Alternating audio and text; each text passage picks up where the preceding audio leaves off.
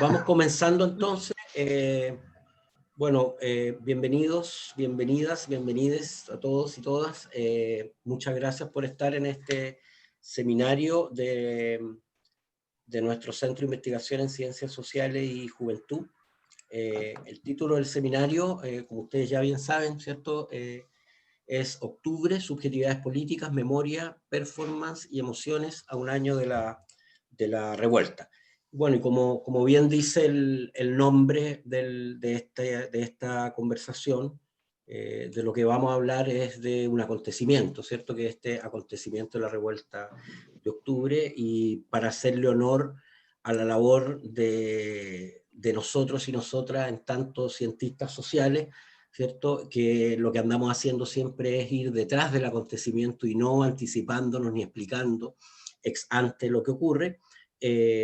Vamos a conversar sobre una dimensión que probablemente una dimensión que no es directamente aquella vinculada a la trayectoria político-institucional de la revuelta de octubre, sino que a un espacio que paradojalmente uno podría decir que es hipervisible, ¿cierto? Y al mismo tiempo invisible en cuanto expresa un conjunto de prácticas y subjetividades que se dejan ver como la punta de un iceberg que tiene una complejidad social mucho mayor.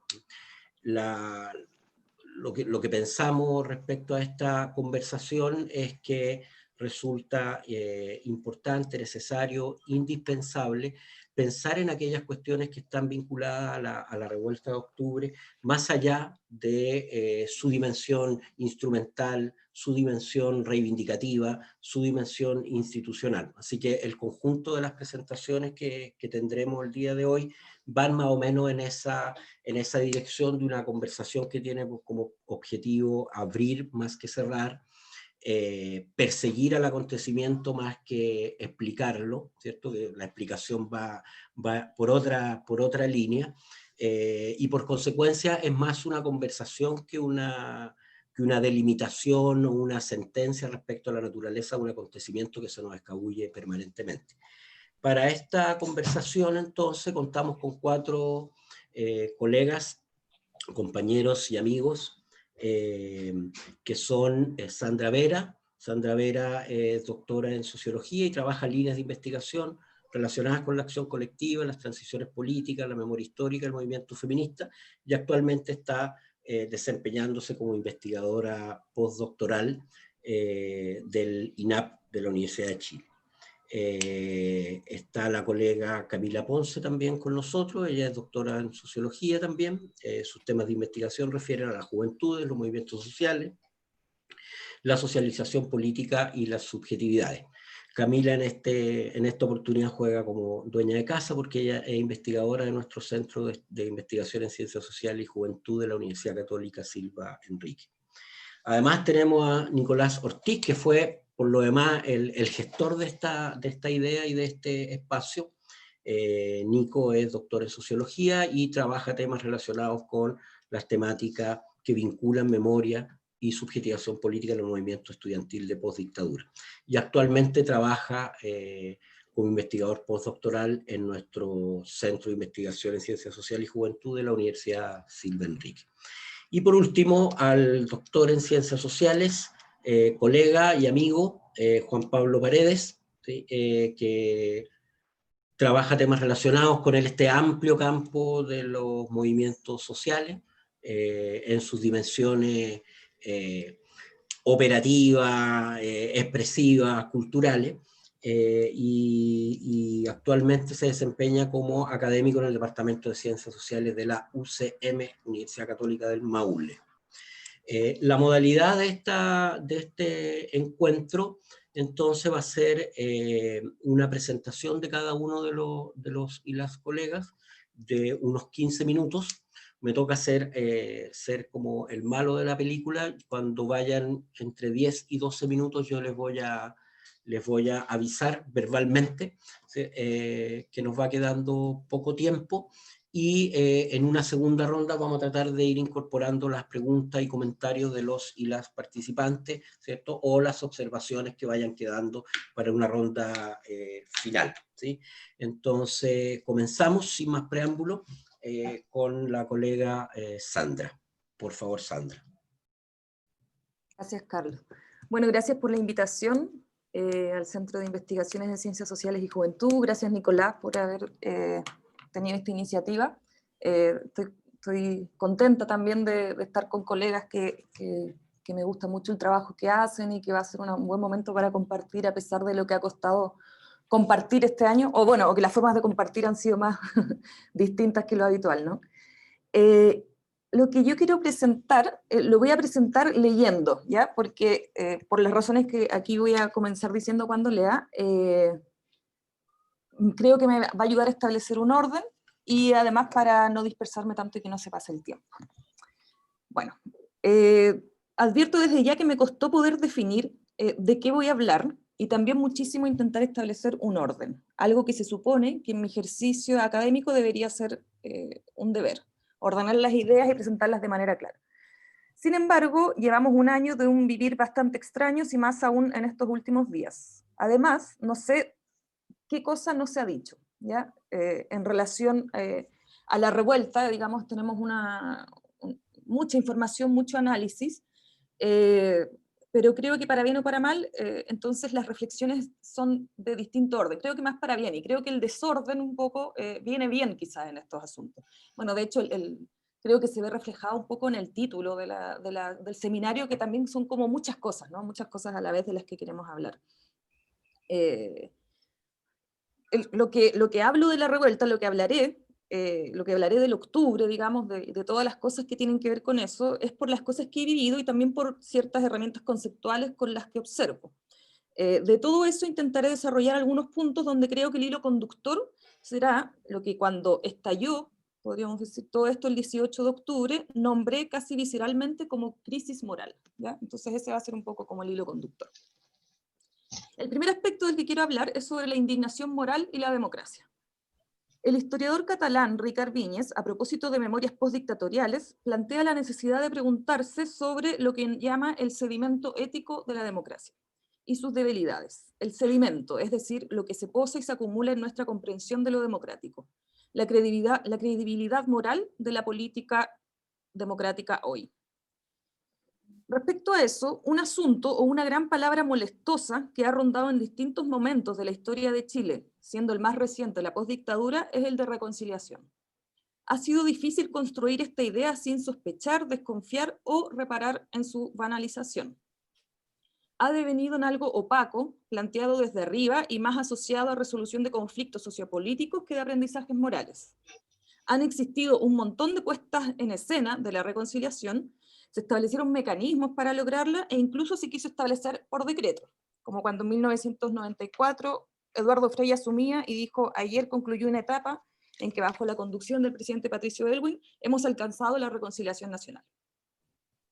También hubo disposiciones para que la reconciliación fuera gradual, se adaptara a los cambios de escenario, mostrara que los nuevos actores políticos de derecha o de izquierda se distanciaban de los anteriores, se renovaban, así como también hubo intentos de borrón y cuenta nueva.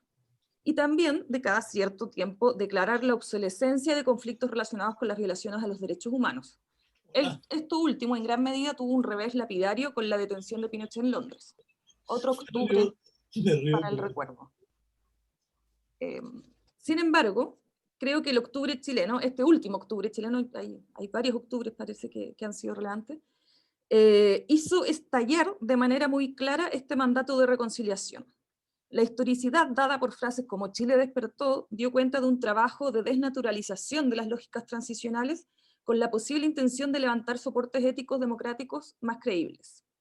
Sin embargo, aquí no quiero caer en decir que habían cosas pendientes de la transición o que las negociaciones estaban pasando la cuenta. No, me parece que esas son cosas propias de cualquier transición y no revisten mucha novedad. Lo importante, creo yo, es cómo se da cuenta de la memoria, y en este caso de la dada por la transición política, y sobre todo por la memoria dada por el marco de la transición política. Didier Fassin, antropólogo, sociólogo y médico, plantea que los derechos humanos, o la primacía de la razón humanitaria, ha puesto el derecho a la vida como un imperativo moral absoluto, pero se ha encontrado en escenarios en que se pone aquello en desmedro de otros derechos económicos y sociales. Estos últimos no logran adquirir una potencia moral y ha costado defenderlos como derechos humanos. Y lo que es un poco más complicado, provoca un choque de comunidades éticas, que tienen legitimidad desigual. ¿Qué tiene que ver esto con el escenario transicional que señalo? Bueno, que en 1988, hasta el primer gobierno de la Concertación, o incluso los dos primeros, el debate moral se enfocó bastante en las violaciones a los derechos humanos porque se entendía que era lo urgente y lo indispensable. Y como se ha dicho ya vastamente, el proyecto neoliberal se seguía desarrollando y sosteniendo por gobiernos que simultáneamente condenaban las violaciones a los derechos humanos y no había contradicción en aquello. Además, era una matriz democrática con un alto valor puesto en la paz social que determinó varias trayectorias de los conflictos. No es casualidad que la propuesta de derechos humanos que la UDI hizo el año 2003 se llamó La Paz Ahora, y que en resumen vino a decir que la responsabilidad de lo que pasó en la dictadura lo tuvimos todos y todas, y que había entonces un empate moral en aquello. Pero varios conflictos bajo esta matriz de la paz han tenido sus respectivas subversiones. Lo vimos con los silenciamientos de los abusos de la Iglesia Católica, con el conflicto mapuche, con el basta de impunidad dado por la ola feminista, etc. Una nota coyuntural a propósito de esto es que creo que una muestra subversiva reciente de esta forma de entender la paz también se expresa en que haya ganado con tanta ventaja la Convención Constitucional. Yo personalmente pensé que sería un triunfo más tímido, pues la Convención Mixta tenía más sintonía con la forma tradicional, que digo, de entender la paz social. La revuelta creo que recreó en parte esta memoria transicional, ¿ya? Y reactiva el problema de las comunidades éticas del que hablaba. Didier Fassin, radicalizando el argumento, dice que las comunidades éticas se han estructurado en torno a dos concepciones de los derechos: derecho a la vida de un lado y derecho a la justicia de otro lado. Y es un O, no un I. Desde mi punto de vista, si bien en Chile la violencia policial ha estado presente transversalmente durante la democracia postdictadura, desde octubre del 2019 hemos presenciado algo mucho peor. La memoria de la dictadura se agolpó y es probable protestar y que esta protesta termine en muerte, tortura, mutilación, violación. Es el horror. Y sin embargo, no ha operado el escenario transicional de reemplazo de una prioridad por otra, como sería, por ejemplo, desplazar del todo el carácter inicial de la revuelta para centrarnos en el cuidado a la integridad de los cuerpos humanos. No ha sido posible este reemplazo. Las comunidades éticas están fusionadas y es una posibilidad profunda para la democracia. Una hipótesis que tengo al respecto es que esto ha sido posible por las ideas, emociones con que se enmarcó esta protesta desde el principio, donde el significante emergente de mayor fuerza fue dignidad.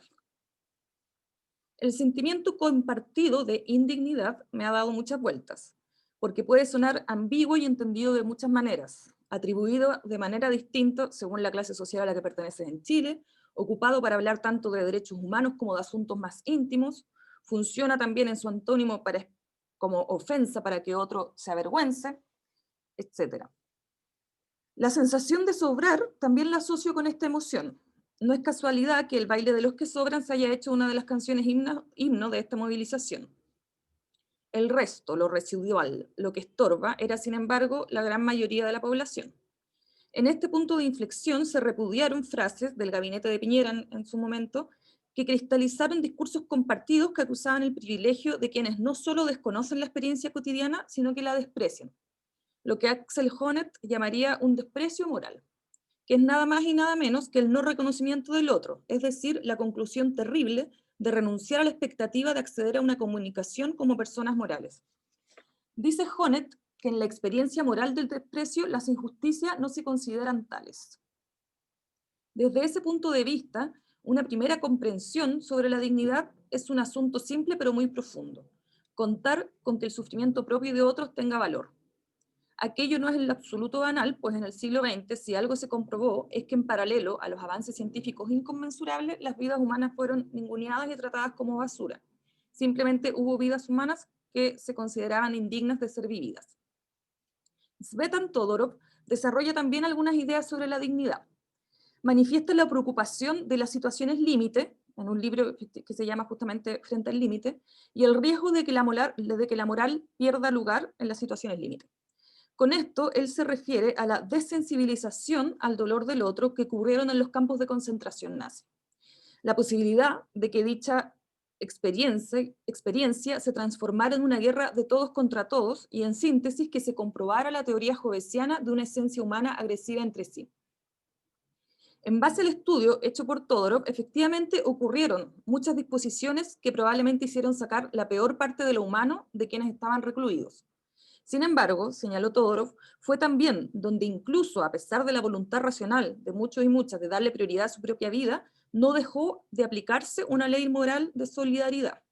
Este planteamiento quiero relacionarlo con lo que la experiencia neoliberal ha hecho de nosotros y nuestra relación con los demás. El riesgo de que la moral pierda lugar. Aquello podemos evaluarlo en distintas y múltiples cosas, como por ejemplo el valor que damos a cierto estilo de vida, que se traduce en una relación específica, por ejemplo con el consumo ostensible, en el miedo de gran parte de la población a ser parte del mundo popular, entre comillas, o a establecer una mirada muy ambivalente hacia el privilegio. Una perspectiva entonces optimista de la revuelta social sería lograr que la idea de dignidad se relacionara con dos aspectos que Todorov rescata.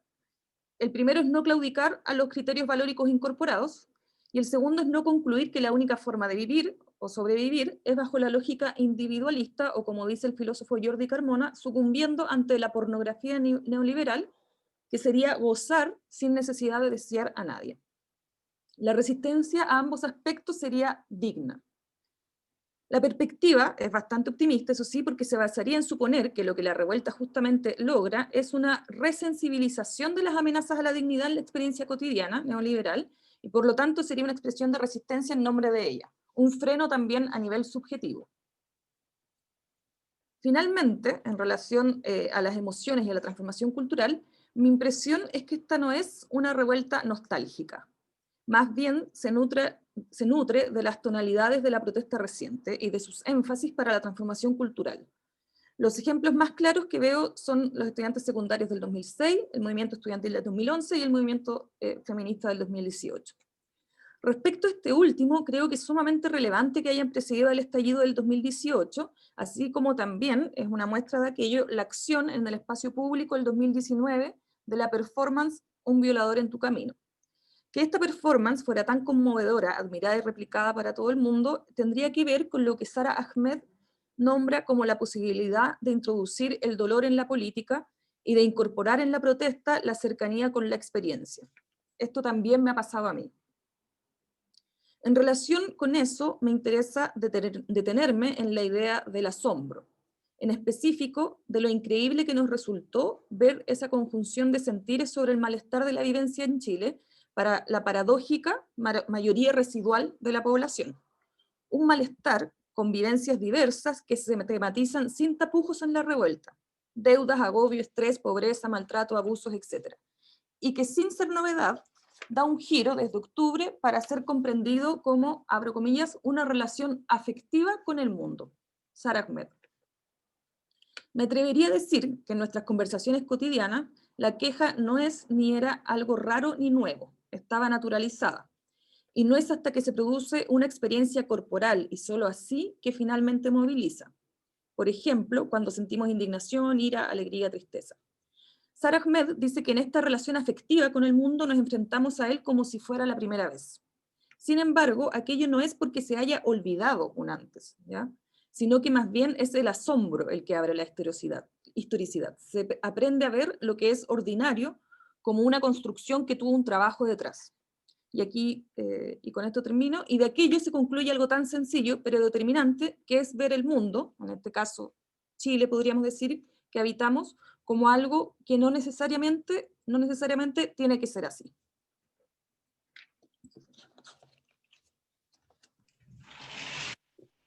Muchas gracias, Sandra. Damos paso entonces a la presentación de Nicolás Ortiz. Nicolás, tienes sus 15 minutos. Aprovecho a agradecerle a Sandra el pleno ajuste al tiempo, casi matemático.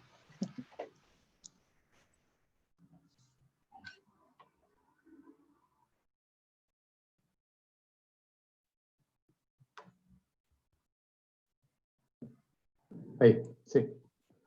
Muchas gracias por participar del foro. También es a mí un real placer compartir este espacio con gente con la cual he leído y admiro mucho su trabajo.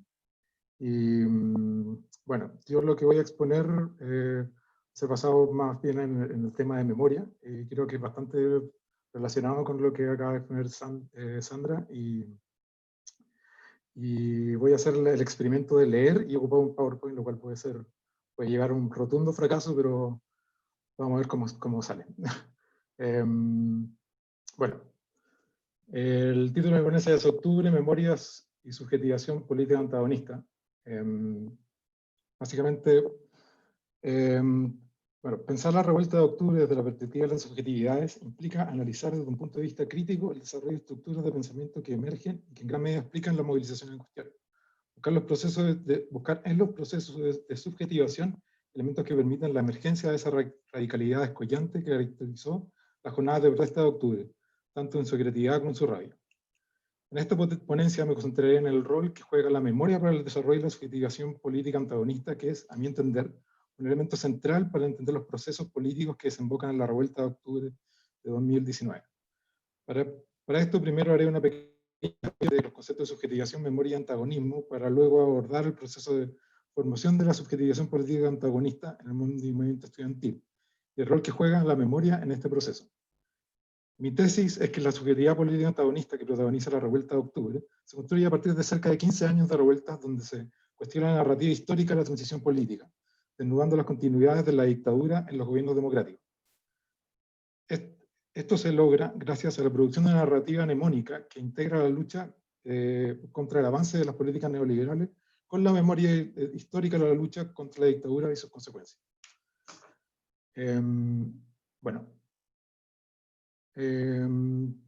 Básicamente esta ponencia también descansa en un fenómeno que yo creo que todos y todas vimos en las calles, que fue a partir de los rayados y de las protestas habían mucha referencia a la memoria histórica del pasado reciente, de la dictadura y de la Unidad Popular. Bueno, y acá agradezco las fotos de Loreto López y Nelson Araya, que fueron tan gentiles de prestarnos para esta ponencia. Bueno, vemos una foto de neodictadura, algo que, bueno, no veo exactamente al final la referencia a Pinochet, este grabado de el Chicho Punk, digamos, y bueno, y también Gladys, pero no cualquier Gladys, sino que Gladys en su involucramiento con la Unidad Popular. Entonces, y bueno, y es reciente, básicamente de este año, pero creo que también es parte de la misma lógica, como el quemar al dictador con su constitución en la barricada, digamos. Bueno, primero voy a retroceder un poco y hablar del tema de la subjetividad. La pregunta por la subjetividad nace principalmente de la teoría postestructuralista, la cual se cuestiona los procesos mediante los cuales se construyen o elaboran los seres sociales. Deleuze, en sus clases sobre Foucault, define la subjetivación como el proceso ideológico en que se construye el sujeto social. Este proceso involucra siempre al poder y al discurso, los cuales definen en gran medida la subjetivación, aunque esta siempre termina desarrollando una trayectoria independiente. Desde el marxismo, el estudio de la subjetividad es una temática que se ha focalizado principalmente en la perspectiva gramsciana. Esta perspectiva se concentra de manera directa a entender los procesos sociales y culturales que permiten explicar irrupciones, revueltas y revoluciones. De acuerdo a Gramsci, la sociedad capitalista funciona no solo como una estructura económica, sino que también social y cultural. De esta forma, la dominación capitalista no solo opera en términos de explotación física y material, sino como una dominación subjetiva que reproduce las condiciones de explotación. Es esto lo que Gramsci denomina como hegemonía, la capacidad de instalar una serie de normas morales, culturales y políticas que generan obediencia, reproduciendo las condiciones de vida que favorecen las clases dominantes. Sin embargo, la hegemonía no es omnipotente o estática, sino que se desenvuelve en una constante tensión. Para explicar estos procesos, el autor utiliza tres conceptos principales: subalternidad, antagonismo y autonomía. Su relación dialéctica no debe ser confundida con una teleología, es decir, no son una serie de pasos unidireccionales que se siguen uno del otro, sino que estadios permeables y en constante tensión, en base a los cuales es posible cartografar la subjetividad política de los individuos. En este caso me voy a concentrar en el concepto de antagonismo, entendido como la subjetividad política que se desarrolla en la lucha. La memoria es uno de los elementos de mayor relevancia para la subjetivización. De acuerdo a Deleuze, la memoria y la subjetivización son esencialmente lo mismo, pero con otras palabras. La investigación de memoria da cuenta cómo esta es un fenómeno eminentemente social, el cual no solo se refiere a recordar el pasado, sino a un elemento central para la definición de un sujeto y la manera en cómo entiende el mundo. De acuerdo a Halbach, la memoria está situada en marcos sociales, es decir, son parte de una representación social de la realidad donde se encuentran anidados valores y creencias de un grupo social. Recuerda que la memoria es un fenómeno colectivo, en tanto ella no es solo producto de la interacción con otros y otras, sino que también esta interacción también determina de manera directa el contenido de estos recuerdos.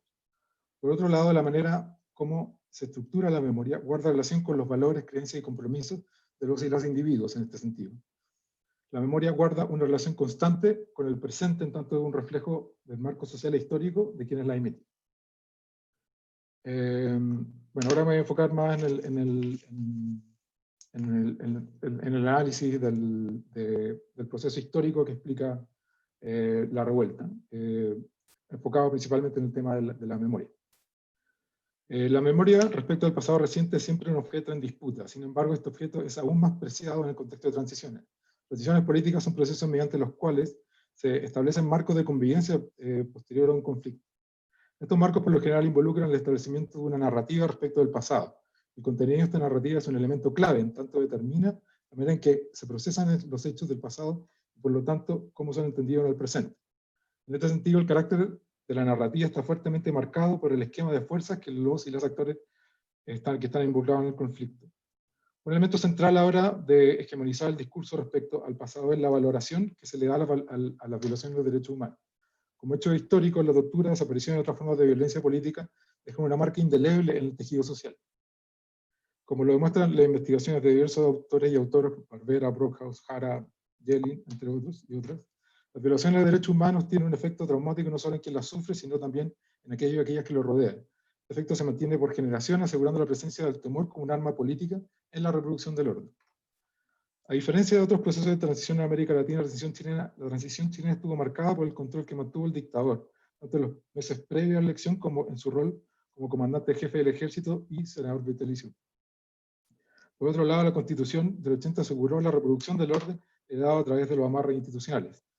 Sin embargo, este dominio chocó con la presión de organizaciones familiares y víctimas de la dictadura, por el avance del establecimiento de la verdad y justicia respecto de los crímenes.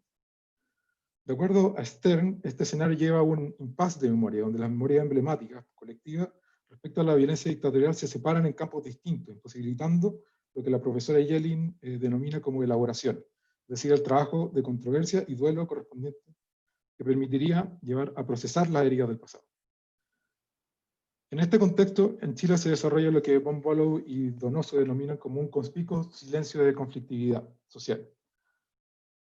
A pesar de este clima mayoritariamente de silencio, el movimiento estudiantil va generando sus primeras movilizaciones. A partir de 1992, las movilizaciones se concentran principalmente en las universidades tradicionales, con un foco principal en las problemáticas de financiamiento y créditos. Además de la coyuntura que el movimiento enfrenta, al interior de sus organizaciones se incorpora la memoria de las violaciones de los derechos humanos y sus víctimas.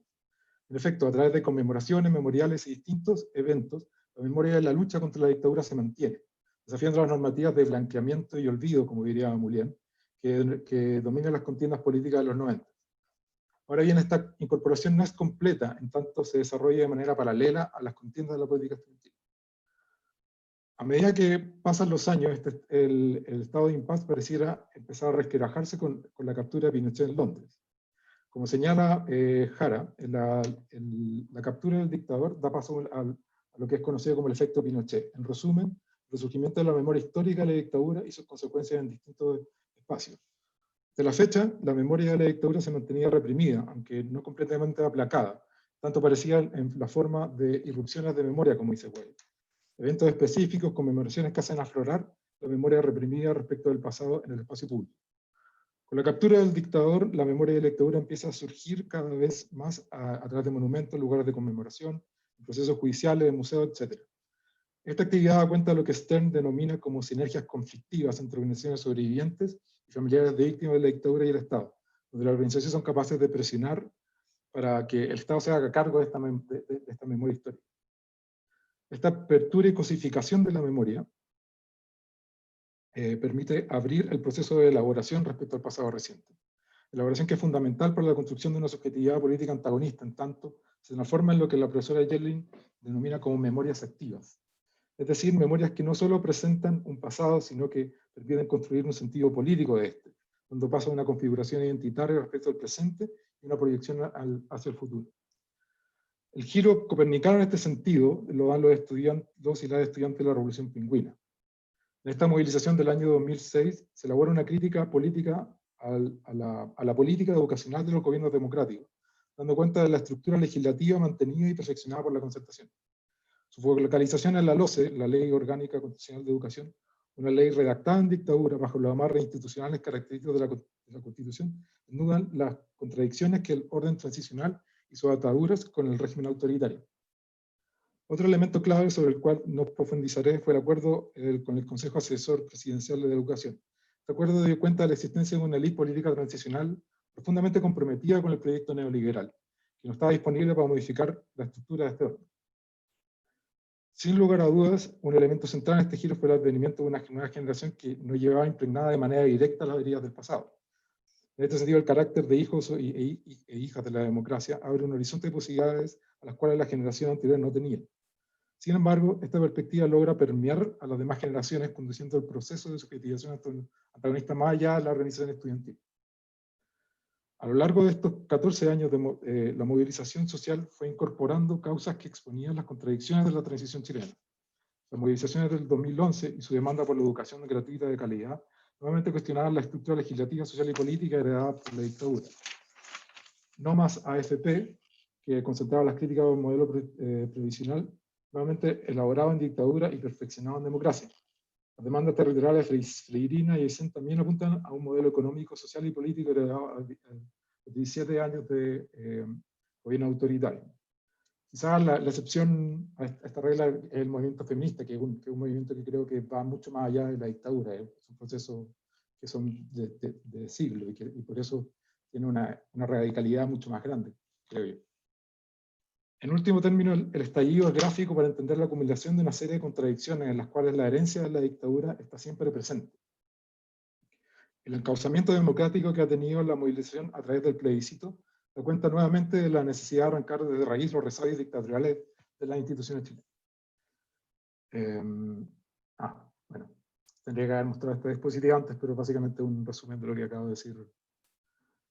Bueno, con el caso de la Revolución Pingüina y el acuerdo del Consejo Asesor Presidencial.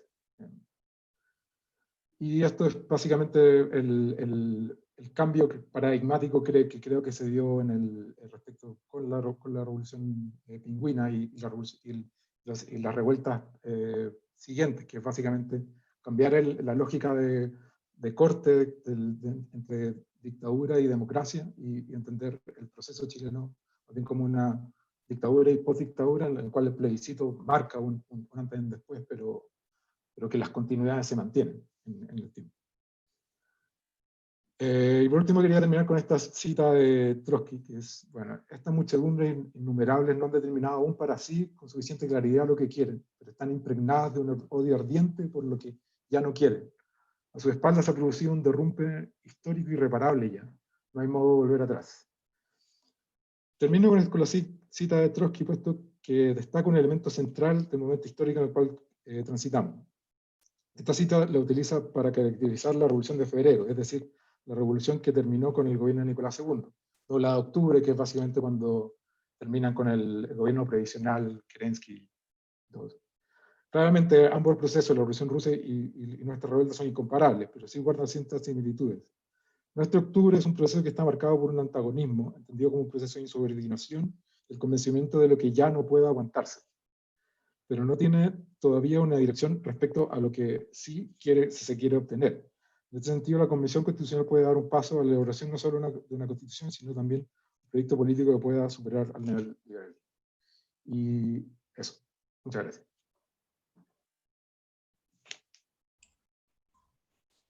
Bueno, muchas gracias, Nicolás. Gracias también por la administración del tiempo. Si les parece, entonces damos la palabra a la colega Camila Ponce. Camila, por favor. Sí, muchísimas gracias. Primero agradecer a Nico por la gestión de este seminario, muy interesante, y también a los colegas, por supuesto, que también es un honor estar con ustedes siempre, todos ellos todos expertos en esta temática, así que muy agradecida de eso. Y quisiera, bueno, mi presentación va a ser un poco más general, quizás que algunas que se acaban de presentar. Mi idea es básicamente analizar los ciclos de movilización en relación a los jóvenes en este movimiento Chile Despertó durante el año pasado y este año, ¿no? En pandemia. Entonces, unas ideas generales, menos teóricas que los colegas. Y brevemente contarles que este proyecto se enlaza de alguna manera con el proyecto que he estado trabajando los últimos 3 años, que corresponde a un proyecto sobre activismos juveniles, ¿no? Principalmente en estudiantes, feministas y jóvenes que trabajan, que en el fondo se dedican a temas medioambientales. Entonces, brevemente, no quisiera quedarme en la teoría, pero quisiera señalar algunas ideas para definir, para ver qué estamos entendiendo por ciclos de movilización, ¿no? Entonces, bueno, algunos autores, ¿no? McAdams, Tarrow, Tilly, ¿no? Los definen como una forma colectiva, ¿no? Donde ciertos sujetos, ciertas personas hacen reivindicaciones a otros sujetos, ¿no? A un opositor en este caso, y por lo tanto estos intereses serían afectados, ¿no? Si estos de alguna manera estuvieran siendo respondidos, atendidos, ¿no? Entonces estos ciclos, por supuesto, tienden a ser bastante diversos, ¿no? Y pueden darse en distintos momentos, y pueden comprender a uno o varios movimientos, ¿no? Entonces ahí es interesante también traer a la mesa, a la discusión, autores como Melucci, ¿no? Que hablan sobre ciertos momentos de mayor visibilidad o de latencia de un determinado movimiento social. Por lo tanto responde bastante bien a lo que hemos podido ver en este último periodo de tiempo, ¿no? Efectivamente este movimiento Chile Despertó, como me gusta llamarlo a mí, ha de alguna manera sedimentado las distintas movilizaciones precedentes que se han estado llevando a cabo. Las movilizaciones feministas, por supuesto, del 2018, los movimientos estudiantiles que hizo mención Nicolás recién, ¿no? El movimiento pingüino, el mochilazo, los movimientos medioambientales que también señaló Nicolás, como todos ellos, como Freirina, por ejemplo, Pascualama, ¿no? Y todas ellas del pueblo mapuche, evidentemente, ¿no? Entonces, de alguna manera todo esto se cristaliza en un gran movimiento que va a ser este movimiento social Chile Despertó, que tiene ciertas características particulares y específicas, ¿no?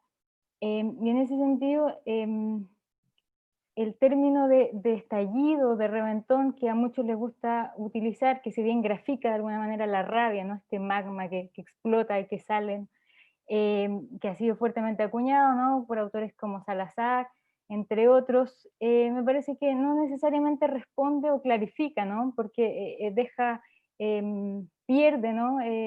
La fuerza de lo que estaba antes, ¿no? Que eran todos estos grupos que se estaban manifestando anteriormente, ¿no? Evidentemente también, si nos remitimos a los conceptos tradicionales, tampoco van a calzar necesariamente, ¿no? Concepto tradicional de movimiento social de Touraine, por ejemplo, no va a dar necesariamente, no va a calzar perfectamente. Pero, por ejemplo, los nuevos movimientos sociales tampoco, ¿no? De Melucci, de Touraine, también son específicos y remiren a ciertos casos particulares, ¿no? Pero sí podemos ver que este nuevo concepto de New, de novísimos movimientos sociales, de alguna manera sí va a responder porque da cuenta de ciertas características, ¿no? Por ejemplo, todo el tema que refiere a esta disolución del líder, este líder que no está presente, ¿no? Que lo señala Castel, por ejemplo, o que estas organizaciones tradicionales no se ven necesariamente, no son quienes lideran estos movimientos, ¿no? Por ejemplo, los partidos, los sindicatos, que si bien están presentes, no son los protagonistas de este movimiento social. Entonces, por lo tanto, es interesante ver que no es que necesariamente estos líderes desaparezcan, sino más bien van a ir mutando y se van a ir transformando en una cosa distinta, otros van a tener roles específicos, ¿no? Y van a dar cuenta de esas propias subjetividades en la calle, ¿no? Eso es como algunos de los elementos más teóricos que quisiera traer a la luz. Pero es importante señalar, lo que quisiera señalar acá el día de hoy, tiene que ver con el rol de los jóvenes, ¿no? Que efectivamente este movimiento surge, como ya todos lo saben aquí, a partir de estos activistas juveniles, ¿no es cierto?, que llaman a evadir el metro y que viralizan a través de convocatorias en Instagram, ¿no? Eso es como la primera parte. Y obviamente no todo pasa en internet, esto se traduce en el territorio y se traduce en el metro, ¿no?, específicamente. Pero también van a develar efectivamente un malestar que es mucho mayor, ¿no?, y que es intergeneracional, que no responde efectivamente en particular a los jóvenes, ¿no? Un malestar que va mucho más allá y es multisectorial también, ¿no? Y van a visibilizar efectivamente demandas muy diversas, ¿no? Pensiones, salarios, zonas de sacrificio, salud, educación, agua, ¿no?, relativas a todos estos enclaves autoritarios que ha señalado ampliamente autores como Garretón, perdonen ahí, me llegó un correo parece, y de la Constitución del 80, ¿no? Y eso ya lo señaló Nicolás en su presentación. Y efectivamente estos jóvenes se movilizan por distintas emociones, ¿no? Hay distintas emociones que van a surgir y que van a movilizarlos a ellos también, que corresponden, perdón, a emociones como la rabia, la impotencia, ¿no?, la sensación de sentirse rechazado por esta sociedad que no les entrega un futuro, ¿no?, una vida digna, pero al mismo tiempo también la esperanza, ¿no?, la esperanza de generar un cambio real y una vida mejor, ¿no?, un Chile nuevo. Entonces, finalmente estos jóvenes pasan a ser reivindicados por quienes se movilizan y también por la ciudadanía, ¿no? Podemos ver muchos carteles, quería ponerles una presentación, pero soy pésima haciendo estas presentaciones vía Zoom con el PowerPoint, así que prefiero no hacerlo, pero hay muchas fotografías muy bonitas donde podemos, imágenes, y lo vemos en la calle, donde muchos abuelos salen con carteles, ¿no?, a decir gracias jóvenes, gracias a esta generación nueva, ¿no?, que efectivamente están cambiando Chile.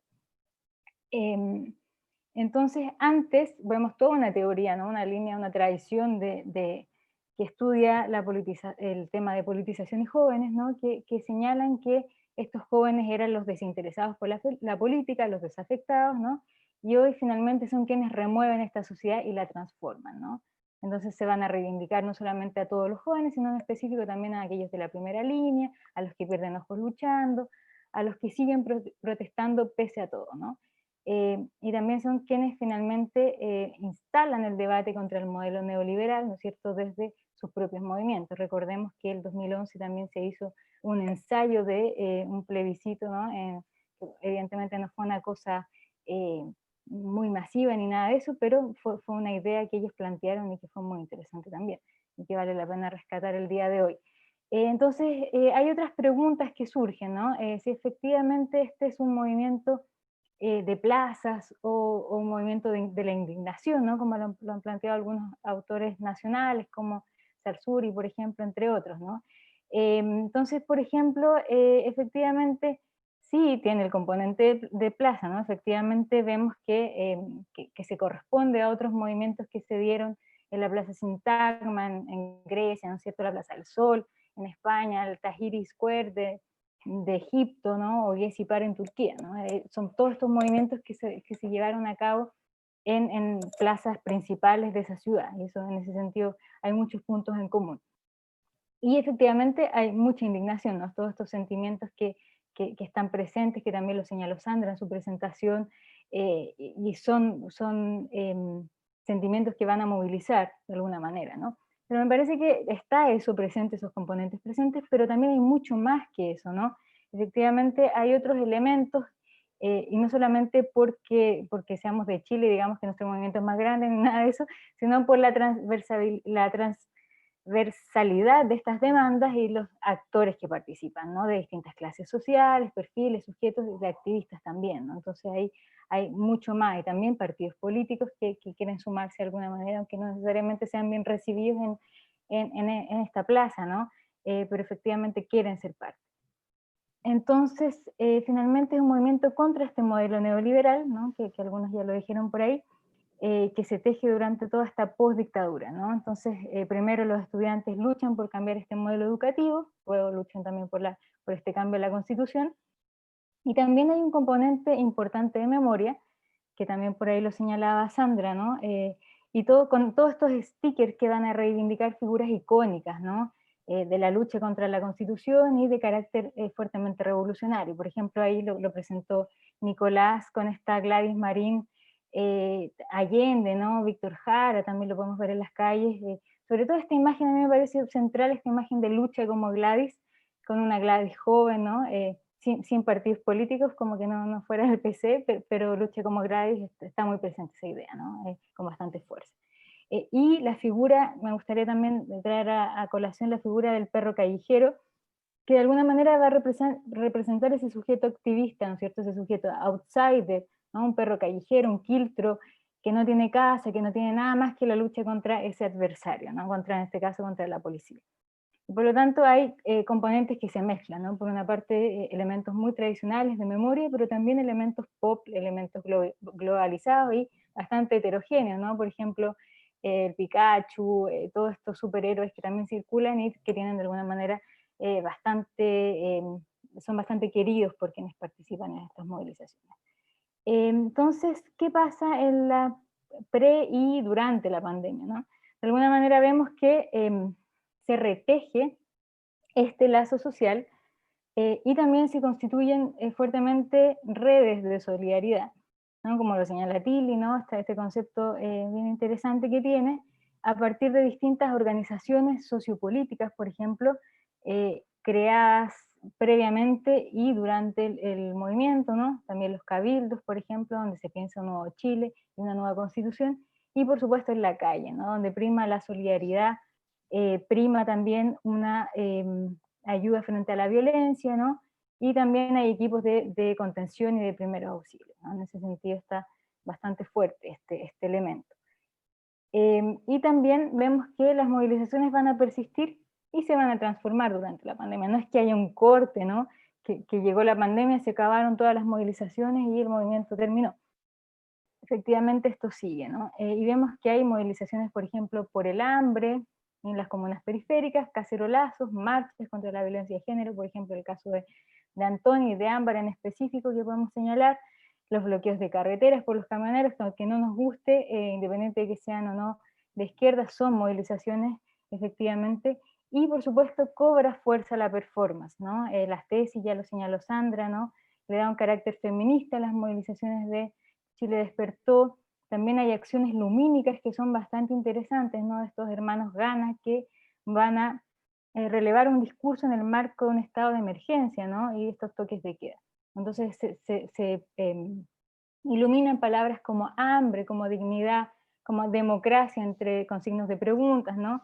Y este último domingo vimos también que iluminaron la palabra renacer, ¿no? Entonces, de alguna manera, estas acciones lumínicas vienen también a ser parte de este movimiento. Y efectivamente, también no es algo nuevo ni propio del estallido, ¿no? Es algo que de alguna manera ha estado presente hace un tiempo a esta parte, ¿no? Y ellos lo empiezan a hacer en el momento que asesinan a Camilo Catrillanca en específico, ¿no? Y también en Ventanas, iluminan en las fumarolas de Ventanas para exigir el fin de las zonas de sacrificio, ¿no? Pero efectivamente ellos se hacen mucho más visibles y conocidos ahora porque iluminan el edificio de la Telefónica. Entonces, también, bueno, señalar, no sé cuánto tiempo me queda, creo que ya estoy al límite, simplemente decir un par de cosas más, que de alguna manera efectivamente el COVID no va a limitar las movilizaciones, sino que las va a transformar, ¿no? Operan fuertemente, y eso ya todos lo sabemos, pero y se organizan, ¿no es cierto?, de manera online, vía todas estas plataformas que estamos bastante habituados. Las redes permiten generar nueva información, ¿no es cierto?, aquello que no se informa por los medios tradicionales, y también chequear la información y socializarlo, ¿no? Y también están informando de cosas que están siendo pasadas por alto de manera constante, ¿no? Y por ejemplo lo podemos ver que hace un par de semanas, ¿no?, asesinaron a un joven en La Victoria y se informó prácticamente nada en los medios tradicionales. Y por último, ya cerrando, ¿no? Simplemente algunos efectos, ¿no? Y sobre todo del tema de los jóvenes, que es bastante interesante, ¿no? El efecto, evidentemente, ha sido este plebiscito y este apruebo, ¿no? Aunque obviamente a mí no me gusta hablar de efectos, pero igual es importante señalarlo.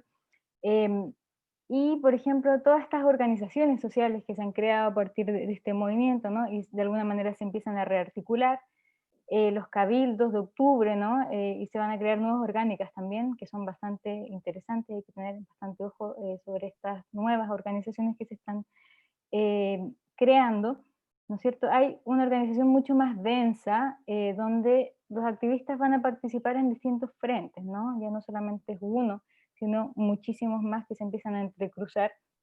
Y también hay una fuerte politización, socialización, ¿no? De estos jóvenes en este espacio que es la plaza, ¿no? De la dignidad. También, por ejemplo, todo el tema, los datos que podemos ver esta semana, ¿no? Que jóvenes que antes acudían poco o nada a las urnas, ¿no? Van a ir a votar de forma masiva y representan finalmente el porcentaje más alto por el apruebo, ¿no? Un 85% en el rango etario que corresponde de 18 a 34 años, a diferencia de los otros grupos etarios, ¿no es cierto? Donde los más viejos son los que más votan por el rechazo. Y finalmente también el elemento feminista, ¿no? Que gracias a todas estas luchas feministas también se va a hacer una constitución paritaria, ¿no? Entonces eso también es un elemento muy importante que tenemos que destacar. Pero bueno, todos estos efectos todavía están en proceso, ¿no? No terminan aquí, y también es imposible cerrar esta investigación y llegar a resultados tan determinantes, ¿no? Pero son algunas hipótesis y preguntas que empiezo a plantear en el marco de la discusión. Eso, creo que ya me pasé bastante, pero muchísimas gracias por su escucha. Gracias, Camila. La verdad que no te pasaste prácticamente nada, así que súper bien. Sí. Bueno, concluimos entonces esta ronda con el colega Juan Pablo Paredes. Les comentamos que una vez que terminemos esta primera ronda, pueden hacer sus preguntas levantando la manito o dejándola escrita en el chat para que las leamos. Juan Pablo, por favor. Bien, muchas gracias. ¿Se escucha? Sí. Perfecto. Bueno, gracias Nico por la invitación, gracias a los amigos y amigas del CISJU, ¿no? por seguir contando conmigo y haciendo cosas juntos, ¿no? Y gracias a las personas que están escuchando también. Bueno, parto pidiendo disculpas porque no preparé PowerPoint, no voy a usar las fotitos de siempre, ¿no? Cosas que siempre utilizo, porque los conozco y las conozco y pensé que ustedes iban a hacer eso por mí. Así que me salió el tiro por la culata, pido disculpas, por lo tanto voy a pedir un poco de jugar con la imaginación de nuevo, con la memoria en función de cosas que voy a decir, ¿sí?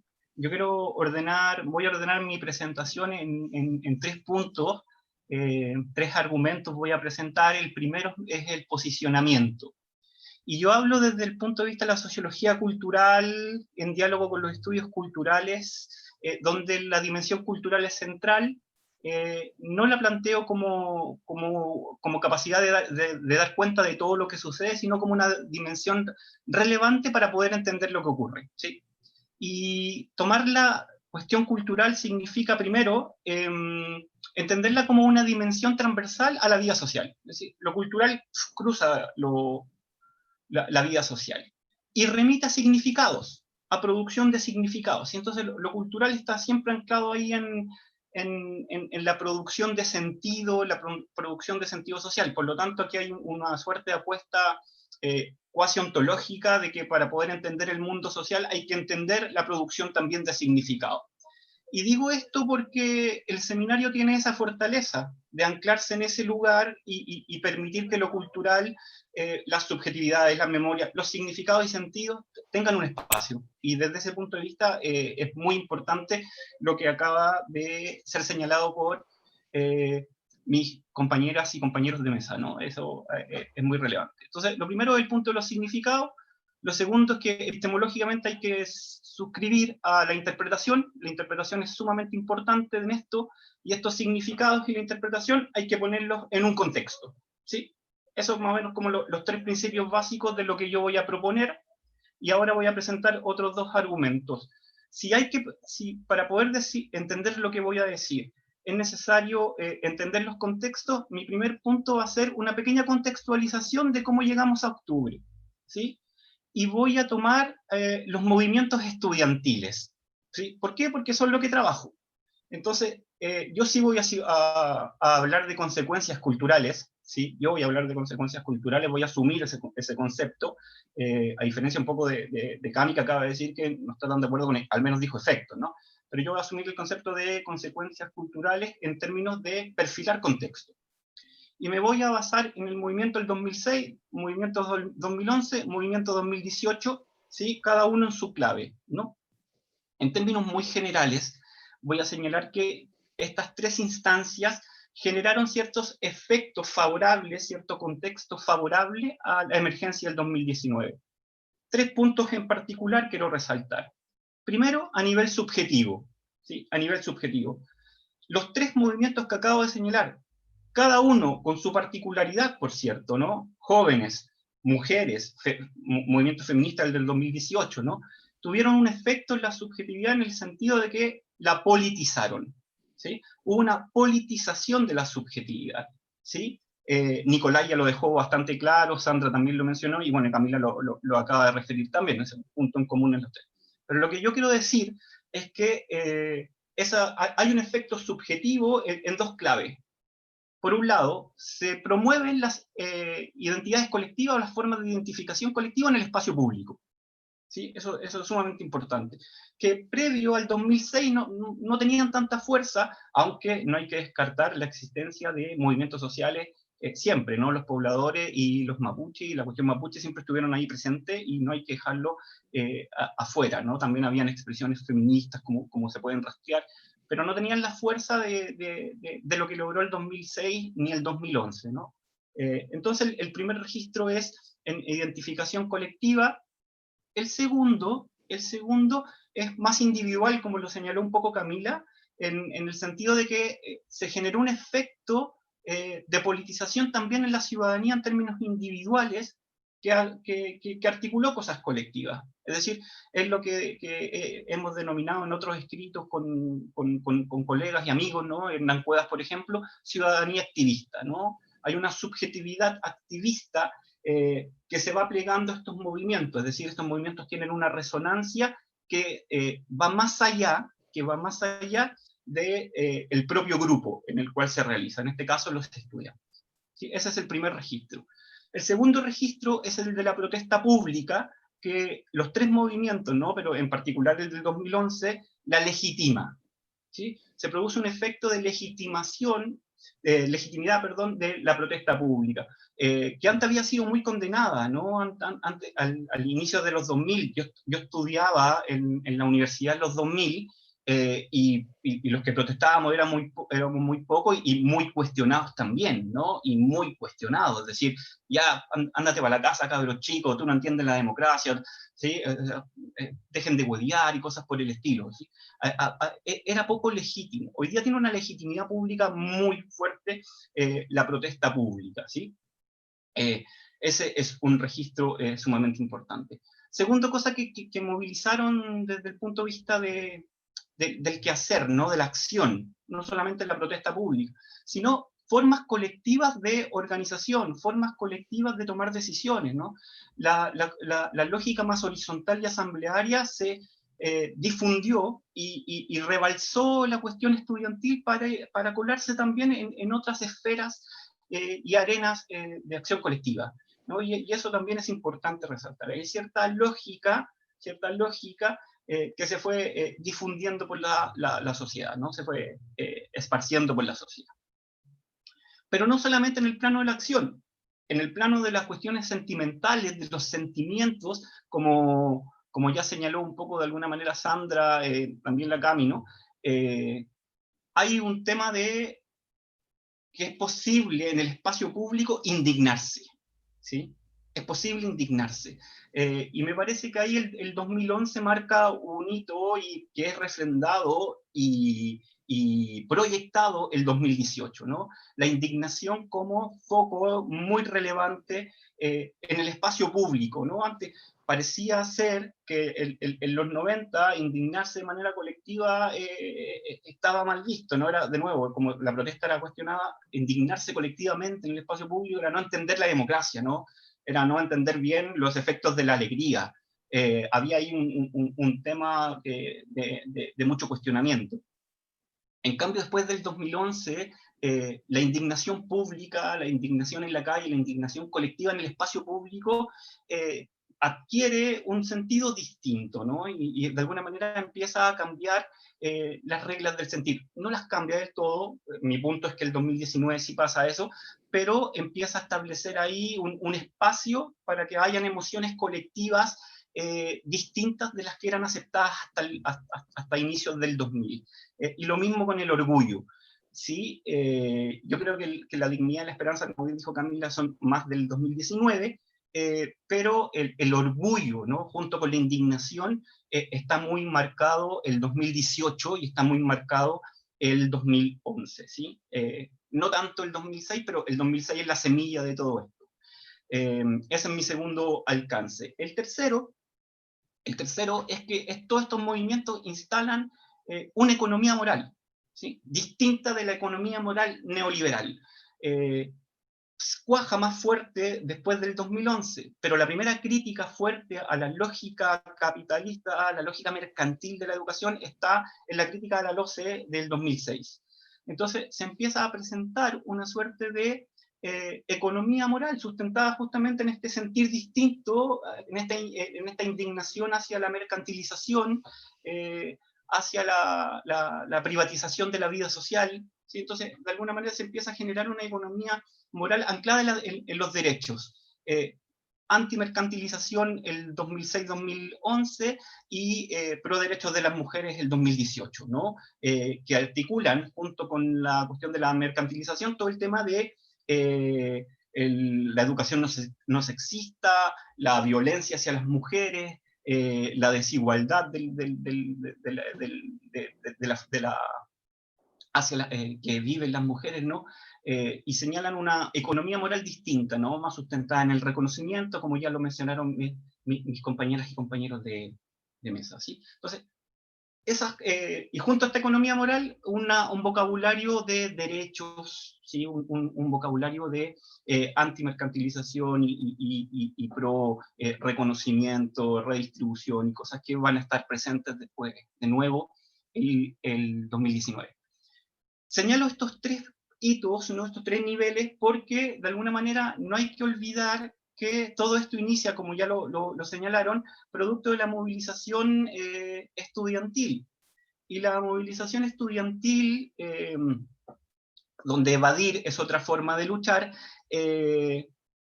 la movilización estudiantil remite de inicio de octubre del 2019, digo, ¿no? Remite a una crítica al gobierno de Piñera en un doble sentido, ¿sí? Por un lado, hacer frente a una serie de persecuciones, ¿no? Y de respuestas autoritarias del gobierno de Piñera, ¿sí? Hacia el mundo estudiantil en particular, pero también hacia otros actores colectivos del mundo social, ¿sí? Entonces, hay una agenda muy fuerte de Piñera en función de perseguir y reprimir a ciertos actores colectivos, en este caso al mundo estudiantil, para que no les fuera a pasar lo mismo que le había pasado en su primer gobierno, ¿no? Y lo segundo a lo que se están oponiendo los chicos también, es que junto con esa agenda desdemocratizadora desde el punto de vista de los derechos, pienso en aula segura, ¿no? En el comando jungla y todas estas cosas que ya vimos. El segundo punto es que van a criticar el giro neoliberal del segundo gobierno de Piñera, o recuperar la agenda neoliberal del segundo gobierno de Piñera versus la agenda que había establecido el segundo gobierno de Bachelet, ¿no? Entonces ahí los estudiantes ponen en juego eso. Es importante para la contextualización del 2019. Y ahora, en relación al 2019, que es mi tercer punto, estos fueron el contexto cultural, de alguna manera, aquello que beneficia lo que ocurrió el 2019. Bueno, me parece bien el ejercicio de Camila, ¿no? Me parece bien de cómo llamar a esto. Hay muchas denominaciones en juego, fue estallido, tiene una patita de estallido, por supuesto, fue rebelión. Si tomamos el actor estudiantil que yo acabo de hacer, fue rebelión, es decir, o habían actores que sí se rebelaron, fue revuelta, al parecer también es una revuelta, ¿no? Hay diferentes etiquetas que me parece que es importante ponerlas en escena por un tema analítico, ¿no? Y también le concedería ahí palabra a los actores para ver cómo ellos mismos denominan lo que está ocurriendo, lo que ocurrió al día de hoy, ¿sí? Pero a mí me gustaría resaltar ahora tres cuestiones culturales también del 2019. ¿Sí? Me gustaría resaltar tres cuestiones culturales. Primero, voy a tomar como ejemplo la Plaza de la Dignidad como un artefacto de protesta, como un artefacto de la revuelta. ¿Sí? Ocurrieron un conjunto de cosas en la Plaza de la Dignidad, en la Plaza Italia, que de partida, Camila tiene razón, en el sentido de que es distinto de procesos anteriores porque la plaza fue ocupada. ¿Sí? Y eso cambia un poco el registro de lo que sucede, de cómo se venían dando las dinámicas de protesta anteriores. ¿Por qué? Porque la plaza misma es un artefacto de protesta en el sentido de que va a posibilitar un conjunto de arenas, de politización en su interior. Es decir, es un espacio público cruzado con múltiples cosas. Van a acontecer reclamos, van a acontecer dinámicas, ¿no? Dinámicas de interacción, dinámicas de solidaridad pequeño, microescala. Es decir, se van a entregar almuerzos, se va a entregar agua, se va a entregar precaución y cuidado frente al ataque policial. Van a suceder un conjunto de escenas al interior de esa plaza, ¿no? Entonces la plaza misma es un artefacto de protesta, y es interesante lo que ocurre ahí. Van a acontecer en ese artefacto un conjunto de performances de diferente tipo, ¿no? Violentas, no violentas, sí, a mí me parece un error pensar que lo que ocurrió principalmente en la plaza es una cuestión violenta, ¿no? Y lo digo porque han salido análisis en el último tiempo que tratan principalmente desde el punto de vista, que tratan los movimientos sociales desde el punto de vista de la prensa, por ejemplo, y resaltan su patita de violencia. Pasaron múltiples cosas al interior de la movilización del 2019. Y muchas de ellas tienen que ver con, como lo decía Camila, con cuestiones de solidaridad, tienen que ver con cuestiones de interacción, de colaboración, de reconocimiento, ¿no? Entonces, estaban ocurriendo un conjunto de performance de resistencia, pero también performance afirmativas, ¿no? Estaban aconteciendo actuaciones que iban construyendo identificaciones colectivas, y ahí pienso de alguna manera lo importante que fue para configurar actores colectivos, ¿no?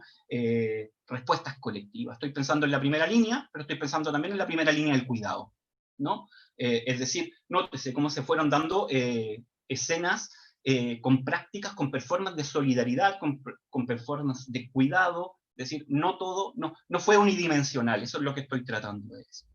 En segundo lugar, se levantaron un conjunto de iconografías, ¿sí? De íconos, como ya se señalaba anteriormente en las otras presentaciones, es decir, Paremán, el negro matapacos, el sensual Spidey, ¿no? Es decir, hay un conjunto de héroes, la primera línea del cuidado, héroes de la movilización, que permiten justamente estas formas de identificación colectiva. ¿Sí? Entonces, estos héroes fueron de alguna manera generando lo que Alexander llama conciencia icónica, ¿no? Se fue produciendo su propia simbología, se fue produciendo un aura de significado al estar ahí en ese lugar, que se resalta y que se reafirma con las performances anteriores. Insisto, yo entiendo por performance, actuaciones, pero también interacciones, también relaciones sociales, ¿sí? También se produjeron mensajes, ¿no? Y sustentaban estas performances de solidaridad, de defensa, de autocuidado, ¿no? Estas performances cuando, por ejemplo, van los encapuchados, ¿no? Que siempre nos dijeron que había que tenerle mucho miedo, que había que tenerle precaución de ellos, que son maldadosos, que rompen, que queman, que hacen cualquier cosa, y iban paseando con la abuelita, con el escudo, defendiendo de las lagrimógenas que tiraba el otro, ¿no? Que tiraba el antagonista en este caso.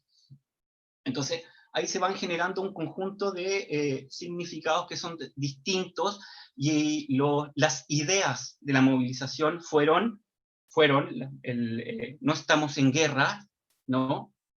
Nos volvimos a llamar pueblo, generamos y por lo tanto tuvieron sus performances fueron más auténticas, sus mensajes fueron más auténticos para la ciudadanía que el mensaje del presidente que dijo, estamos en guerra, ¿sí? Entonces, ahí se produjeron dos marcos de significación completamente distintos asociados a performance situadas, no una en la moneda, no resguardado, el tipo no aparecía por ningún lado, no estaba y solo aparece para decir esas cosas, rodeado de militares, versus los otros que estaban haciendo vida colectiva, que estaban produciendo desde abajo, ¿no? Estaban produciendo ciertas cosas. Un tercer elemento muy importante a resaltar, que ya lo dijeron, por ende voy más rápido, emociones, ¿no? Emociones en el espacio público. La dignidad y la esperanza, ¿no? Pasamos de la indignación, que estuvo muy presente al inicio, nos volvimos a llamar pueblo, la cuestión de la dignidad de nuevo, ¿no? Y la plaza se llamó de la dignidad. Y eso generó un espacio de esperanza que se puso en escena en lo que viene después, ¿no? Entonces tenemos que hay mensajes, hay iconografías, hay performance en este artefacto que son las calles, que son las plazas, que son otros espacios más pequeños como las plazas de diferentes ciudades, como los barrios de diferentes lugares que fueron generando sus propios alcances. Y con esto termino. Para mí esto generó dos consecuencias muy importantes que hay que seguir sopesando porque estuvieron presentes en lo que acaba de pasar el domingo, y van a seguir estando presentes, ¿sí? Como efecto, como consecuencia cultural de esto, es que se generaron dos representaciones de la sociedad civil, ¿sí? Dos polos representacionales de la sociedad civil. Al interior de la plaza, más cercano a la gente movilizada, a los que estaban candentes en la movilización, ¿no? A la primera línea, a los más comprometidos con la movilización, se generó una representación cultural de la sociedad civil como pura, ¿no? Como no contaminada, como confrontacional, como lo otro de la política, ¿sí? Entonces se generó esta representación abstracta, ideal de sociedad civil, ¿no? Otro polo de representación fue esta sociedad civil que surgió después de la movilización, de la huelga general llamada de alguna manera por Unidad Social, ¿no? Que están más cercanos a los cabildos, más cercanos a lógicas de conversación, que construyó una idea de la sociedad civil más negociadora. Si bien la primera era de resistencia, la segunda era mucho más negociadora de los espacios, ¿sí? Entre esos dos polos representacionales de la sociedad civil, es lo que me interesa resaltar a mí, se producen varias solidaridades en práctica, ¿sí? Y yo creo que a esas hay que hincarle el diente. Un conjunto de solidaridades que pueden cargarse más a un polo, más al otro polo, pero que tienen sus propias representaciones culturales, tienen sus propias prácticas, tienen sus propias ideas de solidaridad, ¿sí? Todo esto fue un caldo de cultivo que, como bien dijo Camila, después para la pandemia volvieron a aparecer porque estaban ahí, ¿no? Porque venían de alguna manera tejiéndose de esta forma, ¿sí? Pero lo que quiero decir es que el paisaje político-cultural que dejó la manifestación del 2019, ¿sí? Lo que dejó la revuelta popular del 2019, es un paisaje cultural tensionado, altamente tensionado en las representaciones culturales de la sociedad civil, de la ciudadanía, ¿sí? Por un lado está el formato híbrido, por este otro lado este formato más puro, pero entre medio hay un conjunto de otras formas a las cuales se les necesita entrar, y la entrada electoral de los votos, la entrada por la prensa, la entrada por los estudios grandes, cuantitativos, no son útiles del todo en este punto, ¿sí? Me parece que otros tipos de ejercicios, tal vez como esto de la escucha activa que se está haciendo ahora mismo, u otros, pueden ser mucho más oportunos para pensar dinámicas que hay ahí entre medio, ¿no? De esto que yo llamo solidaridad en práctica, ¿sí? Con esto termino. Esto se reflejó en las elecciones, ¿sí? Estos dos polos que acabo se aparecieron en las elecciones, ¿sí? Si bien hay que revisar el número de... hay que revisar cuánta gente había en el padrón, porque el padrón no está del todo actualizado, votó un poco más del 50%, ¿no? Entonces hay otra gente ahí que no participó. Entonces, ojo con estas representaciones culturales que estoy señalando, ¿no? Son importantes y hay que prestarles oído, hay que prestarles espacio, hay que conversar con ellas, ¿no? Un gesto como el que señala Canales de alguna manera. Me parece que ahí que Manuel Canales ha dicho un par de reflexiones súper interesantes al respecto. Eso, espero haber sido claro, sí. Gracias. Bueno, muchas gracias Juan Pablo, muchas gracias a todos los y las participantes, a Sandra, Nicolás, Camila, Juan Pablo. Antes de dar paso a las preguntas y una última ronda de comentarios, solo destacar, digamos, la presentación de un conjunto de reflexiones que suena cliché, pero yo creo que para estos efectos es efectivo y va a contrapelo de las urgencias explicativas que cierto canon va dando respecto a este acontecimiento. Lo que se ha puesto aquí sobre el papel es más bien preguntas que sentencias definitivas, tensiones y una suerte de intento por escabullir las oposiciones binarias, digamos. Así que yo mientras ustedes iban hablando, yo iba mirando cómo ustedes presentaban esto como un acontecimiento que al mismo tiempo tiene una historicidad, como una visibilidad que al mismo tiempo tiene una parte invisible que no se deja ver a primera vista, como octubre es expresión y también es programa, cómo son emociones y razones, indignación y esperanza, memoria y futuro, cultura pop y memoria criolla, como decía la Cami, así que estamos frente a un acontecimiento que requiere mucha reflexión y mucha escucha, como decía también Juan Pablo, así que de mi parte me quedo muy contento, digamos, de observar una presentación que no tiene la urgencia, un conjunto de presentaciones que no tienen la urgencia explicativa del canon.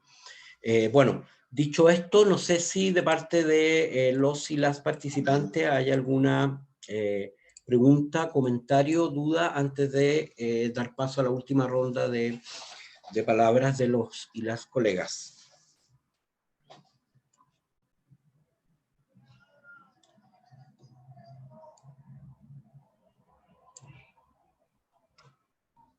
Bueno, mientras tanto, entonces yo quisiera darle la palabra corta. Creo que Oscar tiene una pregunta, Oscar. La Loreto había dicho yo antes por No había visto. chat. Perfecto. Loreto, por favor. Loreto, yo voy. Loreto y Oscar. Gracias. Súper interesante todas las presentaciones. Aprovecho de aplaudir porque no encontré el aplauso. Bueno, yo quería darle las gracias sobre todo a la Sandra, porque la verdad es que este problema al que está apuntando es súper... es como una deuda grande que hay sobre el impacto que tuvo los estudios que han estudiado, digamos, el impacto, podríamos decir, o no sé si hay muchos estudios que han estudiado el impacto que tuvo la dictadura principalmente en la sociedad, que es esa construcción de una hegemonía cultural que ha sido sobre la que no ha habido alternativa casi. Entonces, cuando yo miro este proceso, que por supuesto quiero verlo, este proceso de levantamiento social, lo veo como con mucha esperanza, obviamente, y se describen todas las cosas, lo que dice Juan Pablo también, ¿no? Las solidaridades, pero me pregunto, como soy antropóloga, tengo los cambios culturales son difíciles, y el problema de la moral es probablemente uno de los huesos más duros de roer. Y el neoliberalismo no hay que mirarlo entonces únicamente como un sistema económico, un modelo de organización, digamos, de la sociedad, de la relación entre los sujetos y de los sujetos con el Estado, sino que es realmente un hueso duro de roer a nivel moral. Y entonces yo felicito que tú te metas en este tema, pero creo que es súper... Yo no entiendo, por ejemplo, por qué no hay filósofos políticos metidos en esto. O sea, yo no, recuerdo haber estado, cuando hice mi magíster en estudios latinoamericanos, tomé varios seminarios en filosofía política y no parecía ser un tema como que les preocupara mucho el problema de la fuerza moral o demoralizante que podríamos decir fue la dictadura. O sea, es algo que, por ejemplo, uno ve, no sé, yo en mi tesis doctoral uno lo ve, ¿no? La gente, esta cosa de mirar para el lado, ¿cachai? Antes frente a situaciones extremas, la indiferencia frente al dolor del otro. O sea, claro, también probablemente con una excusa de sobrevivencia, pero por otro lado, eso va quedando. Y va minando a la sociedad en este nivel que es el nivel de la moral. O sea, la dificultad para identificar el bien y el mal, la legalización del crimen y la criminalización de la lucha contra el crimen, por ejemplo, que fue la dictadura. Entonces, a mí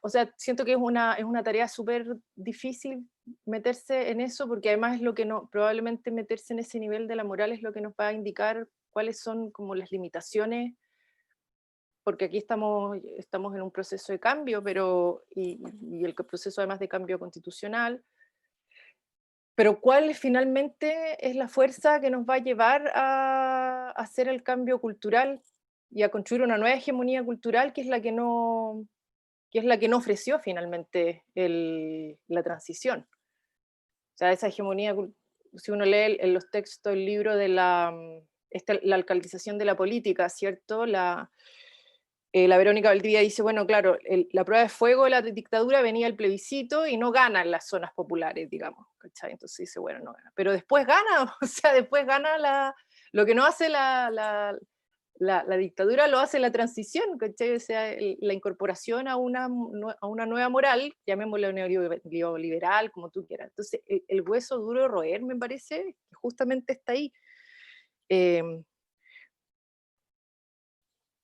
Se van a necesitar políticas, o sea, como el tema que nosotros vemos, que es más el tema de políticas de memoria, qué sé yo, que no hubo una interrupción de esas memorias demoralizantes, por ejemplo. Acá se reproducen las mismas memorias amorales pues, o inmorales, ¿cachai? No hay un espacio público que las intercepte, o con mucho esfuerzo se interceptan los abusos de memoria y una serie de cosas. Yo no soy de la línea punitivista respecto pero creo que, porque ahí tenía que haber actuado una nueva hegemonía cultural. Entonces no sé qué está ahí. Esta es tu investigación que va a empezar, ¿no? ¿Está terminando? No es, son como periferias en torno a la investigación, pero no estoy como hincándole el diente así con todo, o sea, es como algo que quiero desarrollar un poco, pero yo estoy estudiando más bien el movimiento feminista específicamente, eso sí, desde igual lo ético y lo moral en todo caso, pero no de la revuelta específicamente. Bueno, gracias Loreto. Oscar, vamos a juntar los dos comentarios, preguntas para la última ronda.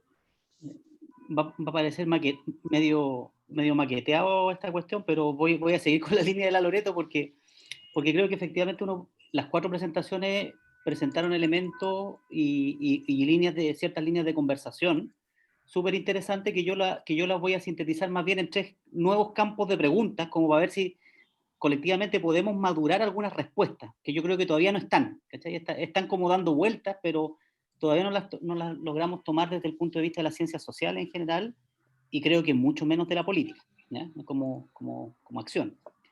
Una primera tiene que ver con que creo que con octubre siento que toda esta dimensión cultural quedó nuevamente subordinada a explicaciones preconstruidas, ya prefabricadas, que básicamente tienen que ver con una suerte de empirismo, como de evidencia empírica de que el neoliberalismo es la causa de todo, ¿cachai? Que al final no termina explicando por qué se produce ahora y no se produce hace 20 años, cuando también había una evidencia empírica de que el neoliberalismo estaba presente en muchas de estas, como factor presente en muchas de estas cuestiones. Entonces, tengo la impresión que efectivamente por la prisa tal vez, por el modo de producción de conocimiento y de legitimidad en el espacio público, se apresuran interpretaciones que más bien dejan como una cuestión periférica, auxiliar, anecdótica muchas veces, o reducida a lo expresivo, todas estas cuestiones que para ustedes son centrales, para mí también lo son, obviamente, que tiene que ver con las dimensiones culturales,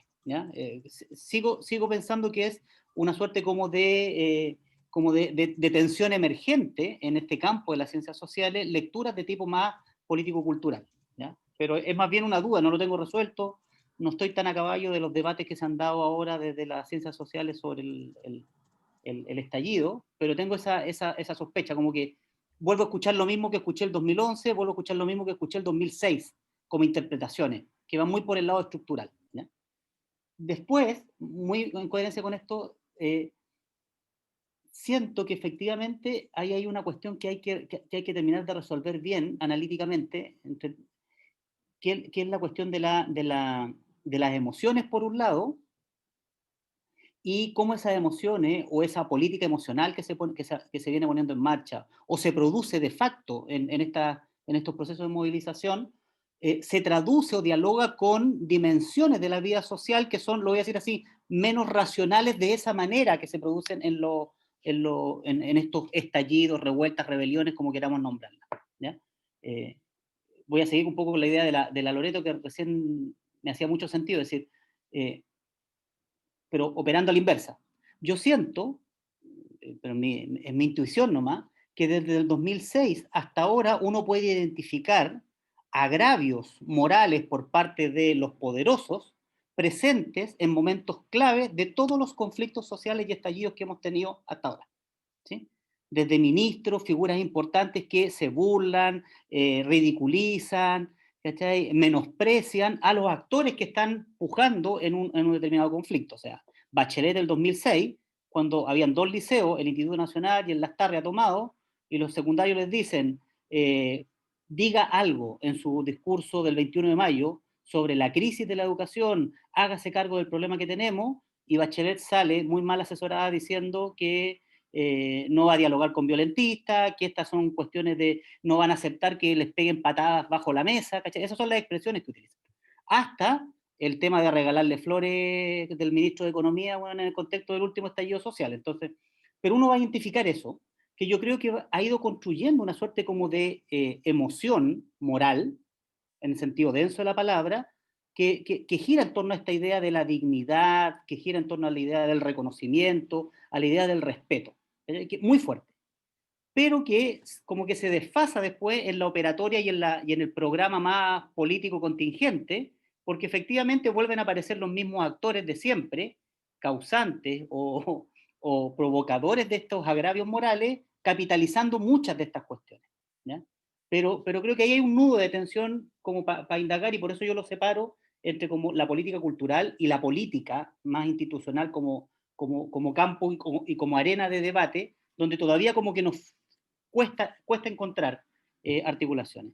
Y lo tercero, el tema de las memorias, que también transitó, ¿cachai? Inevitablemente en las 4 presentaciones, porque yo tengo la impresión que claro, uno puede buscar distintas nomenclaturas, pero el dato de la causa que a mí me queda es que todos estos procesos de politización, de explosión, de estallidos sociales, de protestas fuertes que hemos tenido, despliegan, ¿sí?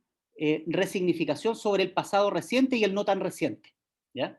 Todos. O sea, a mí me pasó con los pingüinos, el 2006, cómo volvieron a recuperar la propia historia del movimiento estudiantil que no la conocían, en términos mayoritarios, ¿cachai? A pesar de que ya había un documental, actores secundarios, que ya llevaba 2 o 3 años dando vueltas, los cabros y las cabras en los liceos no tenían idea de esto, ¿cachai? Y redescubren esa experiencia. El 2011 pasa más o menos lo mismo, hay una relectura de la transición, súper importante, ¿sí? Y ahora en el 2019 uno puede decir, mira, ¿sabéis que efectivamente aparecen referentes, además muy juvenilizados todos, ¿cachai? Que son de la Unidad Popular, y aparece la Gladys de la UP, la Gladys diputada de la J, no aparece la Gladys, ¿cachai? En términos icónicos, no aparece la Gladys de la transición, ni aparece la Gladys del 2000, ¿cachai? Entonces, aparece la Gladys diputada de la J. Entonces, Es interesante esto, yo tiendo a pensar que es más la indagación del Nico por el objeto que está trabajando, que estos mismos procesos terminan por la vía de los hechos, produciendo políticas de resignificación, de reapropiación de la memoria, ¿okay? Que son de alguna u otra manera fundamentos, otra vez, morales para el propio movimiento, ¿sí? Perdón lo recursivo, pero siento que ahí me muevo, ¿okay? Pero me gustaron mucho las 4 presentaciones porque me hacen pensar en estas cosas que creo que no están resueltas en general por ninguno de nosotros. Gracias. Bueno, muchas gracias Loreto y Óscar. Ofrezco la palabra en el orden, si les parece, en el orden que quieran para cerrar, para ir cerrando este seminario por las reflexiones que se fueron dando, unos 2 o 3 minutos para los que quieran comentar. No sé si quieres partir, Sandra. Sí, bueno, sí, gracias a... bueno, a las 4 de las 3, o sea, escuché con mucha atención las 3 presentaciones de Juan Pablo, Nicolás y Camila, y anoté muchas cosas, porque en realidad coincido con que hay mucha sintonía, yo creo, en los asuntos que nos parecen relevantes. Hay cosas que además me recordaron, que son preguntas que también me hago, y que bueno, así que les agradezco cada una de las presentaciones en realidad, y también las intervenciones de Loreto y Óscar, porque creo que son estimulantes como para pensar que estas perspectivas igual ayudan, como decía Carlos, o sea, efectivamente yo también tengo esa sensación de una demanda, bueno, aquí coincide creo además que justo los 4 que expusimos somos sociólogos, entonces como que a esta urgencia como explicativa del análisis político, y que a mí por lo menos no es algo que me interese mucho hacer, o que me sienta capaz de hacer, o que no sé, o que crea que es el momento de hacer también, ¿ya? Entonces, agradezco ese estímulo que sentí con los comentarios también de que esa línea, digamos, aporta. Respecto a lo que dice Loreto, bueno, al último fue media tajante en decirte que no es un tema que esté viendo, pero en realidad sí, o sea, como que lo que pasa es que yo no veo la revuelta en sí, pero sí, bueno, de hecho la investigación que voy a empezar ahora se llama politización del agravio moral, como que me interesa ese asunto, o sea, pero lo voy a ver en el activismo feminista, porque la revuelta todavía es algo que me resulta un poco inabarcable, digamos, o bueno, cosa también de las trayectorias que uno va tomando en las investigaciones, qué sé yo, tú sabes que yo antes trataba temas sobre todo de las transiciones y la memoria, pero desde ahí mismo surgió este hilito, digamos, que me hace seguir pensando en esto que al principio llamé como el sedimento ético de la democracia, en este caso como la politización del agravio moral, que dan, como dijo Camila, que le podríamos poner ese nombre, los novísimos movimientos sociales incluso, ¿ya? O sea, como eso podría ser una posibilidad, porque también yo soy súper tímida en que a pesar de que esto que digo que sentí visceralmente como una crisis moral, vaya a ser necesariamente un cambio. No, crisis, conflicto, eso, ahí me quedo. Lo del cambio, no sé, o sea, ahí ya lo veremos, no me atrevo, no me atrevería a decir que algo se está derrumbando ahora, ¿ya? Todavía no. Algo está en un conflicto grave y todo, pero no me atrevería a decir que algo está... Ahora, respecto a, sí, también coincido en que falta más quizás análisis filosófico de esto. Yo creo que eso sí, que por lo menos a mí la sensación que me queda es que la posibilidad como de desbanalizar conceptos que se han instalado. Aquí, por ejemplo, qué bueno que Camila me hizo recordar esto de que el domingo pusieron esa frase renacer, porque también lo vinculo con esto que yo decía con reconciliación, o sea, como pensando que justamente lo que pasó con el concepto de reconciliación es que, como se ha hablado de él, o las críticas que se han hecho desde Mulián, por ejemplo, incluso desde perspectivas más de crítica cultural, como Nelly Richard, es de esta como generación de una escena cínica, ¿ya? Mulián dice, se quiso hacer como si Chile acabara de nacer, por eso me acordé con renacer, porque me acordaba de esta frase que dice Mulián, era como si Chile acabara de nacer, incluso analiza como todo esto que hizo en esa operación, la exposición que hicieron del iceberg en Sevilla, que era una operación de blanqueamiento, que era muy simbólico de esto. Entonces, claro, ahí yo creo que sí hay una especie, aunque no se nombró así, pero sí hubo una especie de análisis que no era solamente como estrictamente político-institucional de los partidos o de la concertación, sino que también tenía, pero costó como nombrarlo como algo moral o desarrollarlo así o modularlo así. Y creo en ese sentido, que coincido aquí con los tres colegas, que los movimientos, claro, del 2006, 2011 y 2018, claramente permitieron modular un discurso que no estaba claro. O sea, ahora nos parecerá súper evidente, pero el 2006, cuando estaban los pingüinos, y cuando se decía, bueno, hay cosas simultáneas que están hablando los pingüinos, que dijeron cosas claves como somos hijos de la democracia, por lo tanto le podemos exigir a la democracia en curso y no hacer referencia, digamos, a los amarres transicional, podemos exigir un cambio y a la vez queremos mayor justicia social, económica, qué sé yo. Ahora nos puede parecer bastante obvio, pero es que en su momento no lo fue para nada. Entonces yo creo que desde ahí empieza también la posibilidad de modular como discursos, de armarlos, de configurarlos de una manera que aumentara las exigencias morales justamente a la democracia. Eso.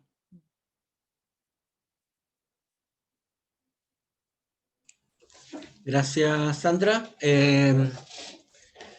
No sé si Nicolás. Sí. Bueno, muchas gracias a quienes también participaron escuchando y también las otras ponencias, porque fueron también muy, muy interesantes. Bueno, respecto a lo que mencionaba Loreto, efectivamente creo que es muy interesante y también lo que mencionaba Sandra, el tema moral, efectivamente, en este proceso. En tanto, yo creo que hay quizás pego un poco de ser un poco recursivo, pero la moral creo que es un argumento muy antagonista, en el sentido de que apunta justamente, y especialmente el término dignidad, porque yo creo que esta experiencia, y también lo conecto con lo que había mencionado Oscar, de que estas experiencias como respecto a la política institucional y la suerte de tecnocracia neoliberal que se desarrolló tanto en los gobiernos de la concertación como en los gobiernos de Piñera, creo que eran muy avasallantes en ese sentido, como nosotros somos los expertos, ustedes son el público, y en verdad cualquier cosa, nosotros sabemos lo que hacemos, y cualquiera de sus alegatos son básicamente ruido, como que no tiene sentido. ¿Por qué? Porque el mercado es el que es capaz de regular la demanda y la mano invisible y la cacha de las pagas. Como que al final, en ese sentido, creo que el argumento y la referencia a la dignidad y al conflicto moral es justamente por eso, porque hay una serie de experiencias donde una acumulación de malestar por el avallazamiento, básicamente, de este tipo de argumentos de experiencias cotidianas que son muy duras. No sé, creo que como un punto de inflexión en el devenir de la transición fue justamente la experiencia de la crisis del Transantiago, cuando la gente en febrero quería subirse a la micro y no podía, y tenía que esperar horas, y iba en una micro que te ibas colgando. O sea, eso es inmoral, o sea, es completamente avasallador, es completamente, es una violencia muy dura, y perpetrada desde estos grupos de tecnócratas, supuestamente desde sus torres de marfil, que básicamente habían decidido que de un día para otro podían cambiar todo el sistema de movilización de una ciudad entera y que todo iba a funcionar bien. O sea, es brutal. Y claro, respecto al mencionar del tema de la memoria como relectura, claro, bueno, ese es quizás el tema que más me interesa, cómo creo que a partir del proceso de la transición, y bueno, para no volver a ser latero con los mismos temas, básicamente el blanqueamiento, lo que había mencionado también Sandra, del olvido, al final lo que se trató de hacer muchas veces fue generar como un tapón respecto a las memorias del pasado, y eso genera muchas consecuencias en términos en términos subjetivos, en tanto, bueno, lo que mencionaba sobre el Yelling, pero también lo que dice Viviorca, que justamente cuando hay una parte de una memoria de violencia que se mantiene oculta, él dice que hay un proceso de desubjetivación, que básicamente los actores son incapaces de generar una identidad colectiva lo suficientemente estable como para proyectar un activismo. Y eso creo que fue fundamental durante los 90, la recuperación de una memoria, el establecimiento de una memoria del pasado, y que significó, bueno, luchas de décadas que dejaron donde bueno, la familiares y víctimas de niños desaparecidos dejaron los pies en la calle, básicamente por establecer ese tipo de memoria. Y creo que es muy interesante.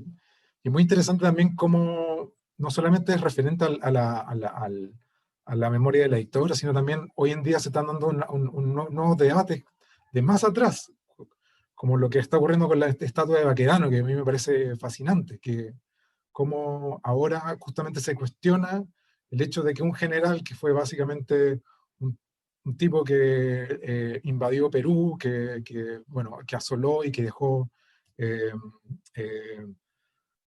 desastre básicamente en la capital de Perú, que tuvo un rol en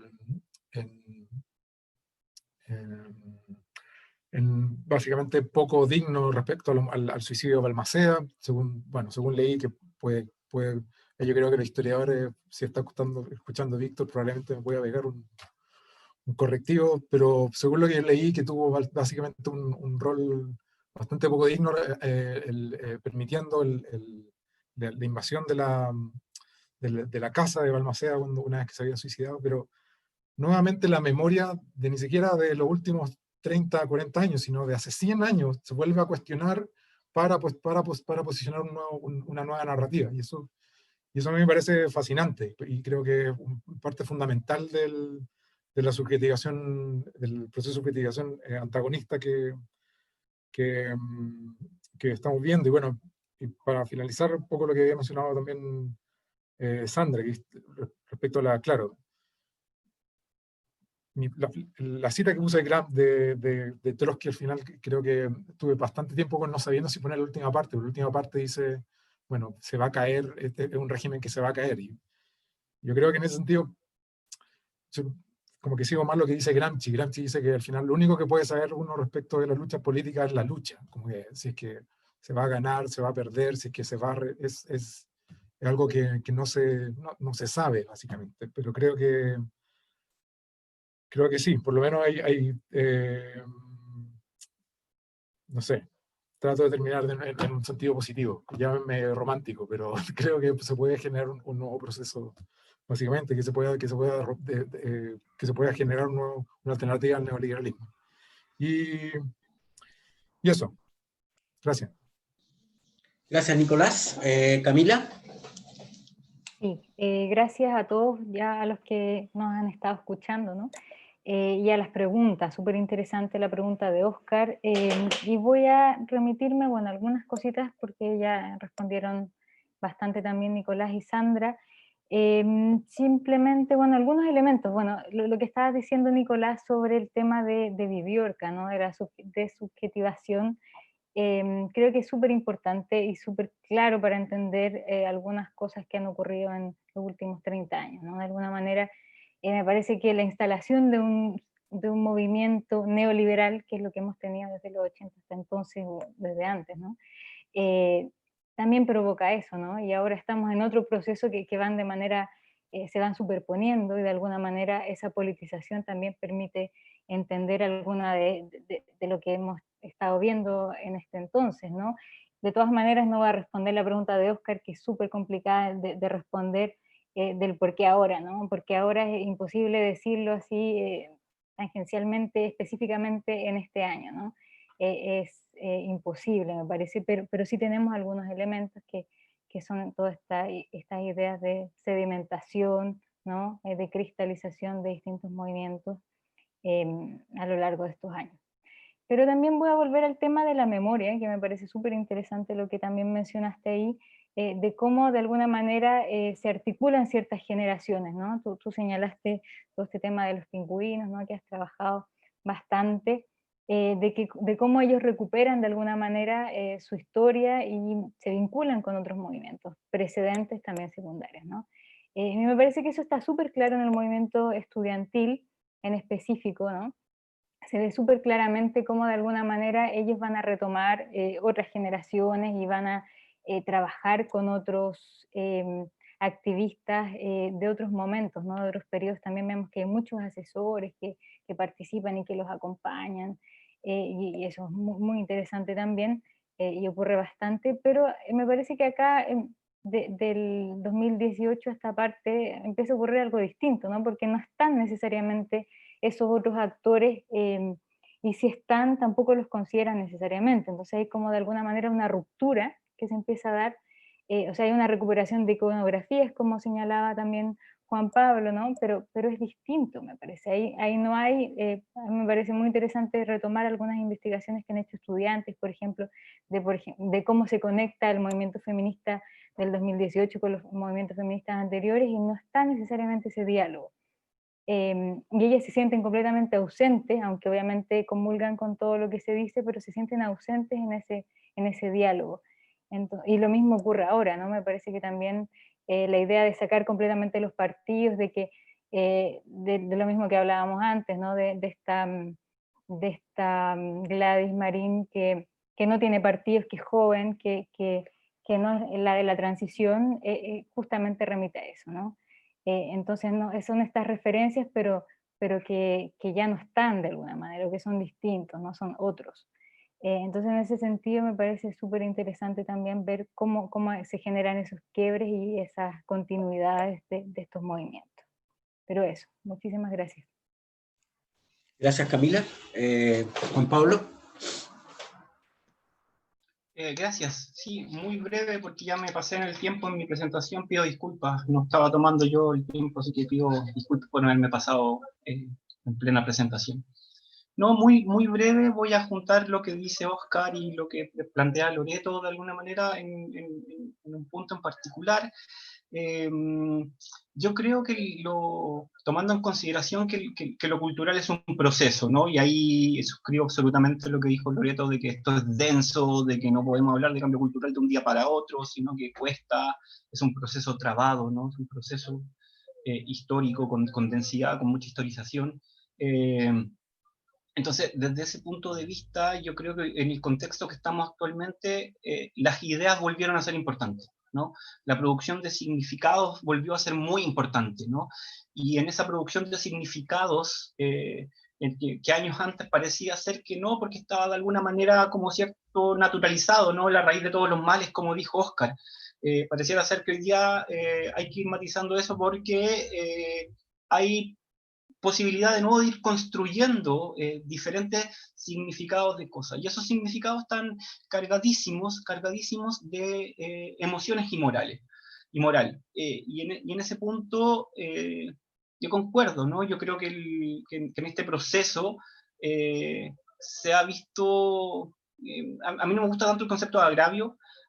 Yo creo que se han ido estableciendo ciertos procesos, por ejemplo, la indignación ya no puede traducirse como un agravio en particular, sino que es un clima, y no solamente es un estado de ánimo, sino que ya es un sentimiento moral, ya es una emoción moral que está absolutamente, de alguna manera, instalada, ¿no?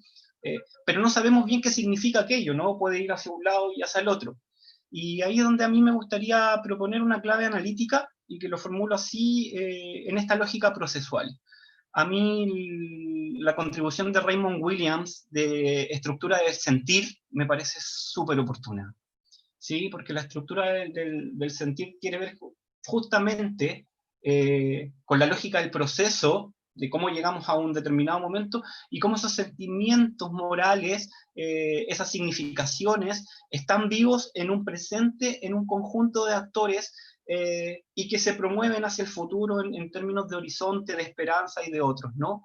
Y eso involucra pensar también en estas lógicas de cómo los significados se enlazan con significados pasados, la memoria, las memorias, y ahí hay que tener ojo, porque los elementos emergentes pueden relacionarse con la cuestión dominante o hegemónica, como decía Loreto, de diferentes maneras, de que hay que prestar un ojo a los elementos residuales, ¿no? De nuevo en clave de Raymond Williams. Entonces, lo que quiero decir es que la lectura de Oscar es coherente en el sentido, es oportuna en el sentido de que esto está abierto, y esta lucha de ideas, de discusión, ¿no?